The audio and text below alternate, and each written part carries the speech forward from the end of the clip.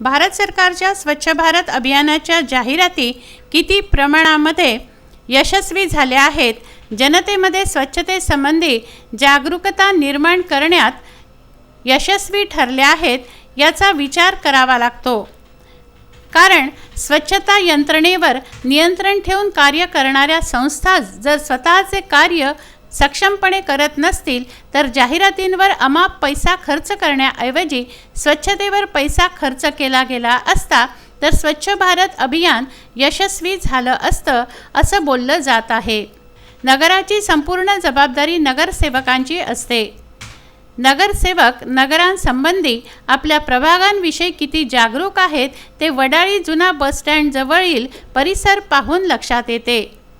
वडाळी जुना bus stand परिसरातील मनपा शाळा क्रमांक 14च्या मागील बाजूला असलेल्या नाल्या कचऱ्यांनी तुडुंब भरल्या आहेत। जीवघेण्या आजारांना निमंत्रण देणारे हानिकारक किडे गटारातून बाहेर येऊन लोकांच्या घरांपर्यंत जात आहेत। नाल्या तुंबल्या असल्याने त्यामध्ये घाण साचते, सांडपाणी साचते, त्यामुळे ही किड्यांची पैदास होते आहे।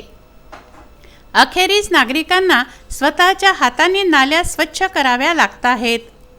नगरसेवक निवडणूक असल्या की लोकांच्या घरापर्यंत मतं मागायला येतात, मतदान संपले की ते फिरकत सुद्धा नाहीत असे आरोप रहिवाशांचे आहेत। मुलं साफसफाईसाठी कोणाचीच मदत मिळत नाही। मदत मागितली तर 8 दिवसातून 15 दिवसातून पाठवतात आणि वरवरच फक्त कचरा काढतात, आतून कचरा तसाच राहते, त्यामुळे गंदगी होते आणि अळ्या आमच्या घरामध्ये येतात।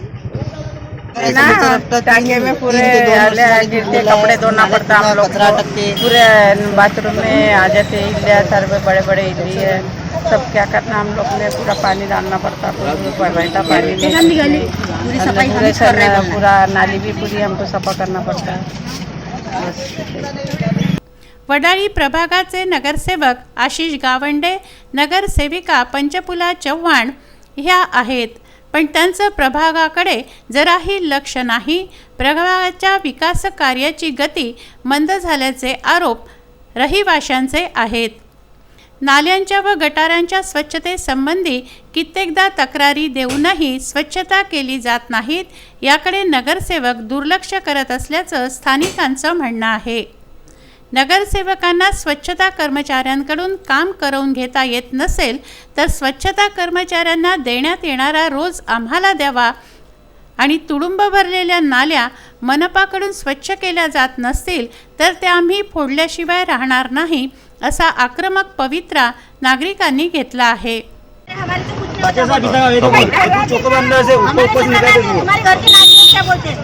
क्या करना, इतनी गंदगी हमने हाथ से फिर हम निकालते, तुम मजूर बंद कर डालो, हम निकालते नाली पूरे मजूर बंद कर दो, जितना उनका पैसा है उतना फिर हमारे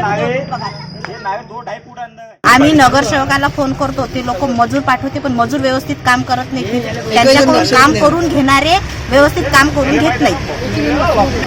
2 ते 3 वर्षापासूनचा त्रास आहे आणि नाल्या व्यवस्थित वाहत्या आहे नाही, त्या कारणाला जास्त त्रास आहे। आम्ही नाल्या फोडायला सांगितल्या पण नाल्या कोणच फोडून राहिले नाही, ते पाणी तिथल्या तिथंच मुरते पण पाणी वाहत नाहीये। नागरिकांनी नगरसेवकांशी संपर्क साधले असता त्यांनी उडवाउडवीचे उत्तर दिलेत।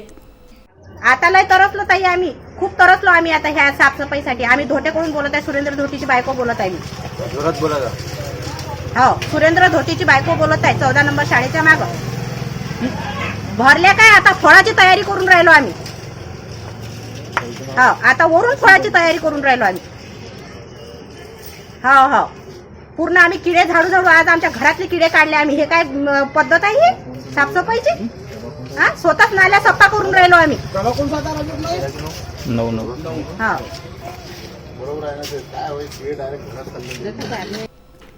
मनपा स्वच्छता कर्मचाऱ्यांमधील महिला कर्मचाऱ्यांना काढून टाकल्या गेल्याचं तसेच स्वच्छता कर्मचारी 2 महिन्यांपासून स्वच्छता करण्यासाठी आलेच नसल्याचं येथील नागरिकांनी विदर्भ न्यूजला सांगितलं आहे। रहिवासी सुरेंद्र धोटे, अस्मिता धोटे, सुभाष किल्लेवाले, राजू किल्लेवाले आदी परिसरवासियांनी विदर्भ न्यूजकडे आपली कैफियत मांडली आहे। शहरामध्ये डेंग्यूच्या आजाराने थैमान घातलेलं असताना परिसरात असलेली अस्वच्छता, घाणीचं साम्राज्य यामुळे रहिवासी भयभीत झालेले आहेत. विदर्भ न्यूजसाठी जितेंद्र कांबळेसह सागर तायडे यांचा हा वृत्तांत.